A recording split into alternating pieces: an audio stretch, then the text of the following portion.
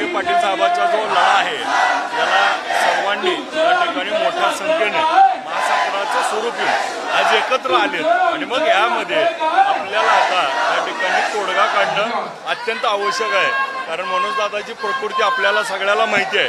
त्या टीमुळं सरकारने याच्यावरती लवकरात लवकर तोडगा काढून हे सरकार जे मागण्या त्या ठिकाणी मान्य केलेल्या आहेत त्या ठिकाणी पूर्ण कराव्या। ज्या पद्धतीने हे आंदोलन मुंबईमध्ये धडकले त्या आंदोलनाला गालबोट लावण्यासाठी सरकार प्रयत्न करत आहे नाही का? कारण आपण जर बघितलं असेल मराठा समाज हा नेहमी त्या ठिकाणी गावचं नेतृत्व त्या ठिकाणी मोठ्या भावाप्रमाणे सगळ्या गावाला सावरून येण्याचं काम केलं।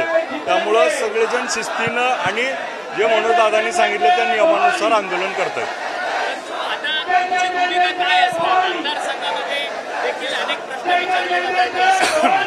महाविकास आघाडी जर मनोज जरांगे पाटलांच्या आंदोलनाला पाठिंबा देते तर ओबीसी कोट्यातून मराठ्यांना आरक्षण देणं हीच भूमिका महाविकास आघाडीची आहे। नाही, सगळ्यात महत्त्वाचं जे आश्वासनं सरकारनं दिलीत त्याची पूर्तता करणं हा त्या ठिकाणी पुन्हा एकदा लढा सुरू झाला आहे। मग सरकारनं आश्वासनं काय दिली होती याचं आत्मपरीक्षण करावं आणि ती पूर्ण करावी।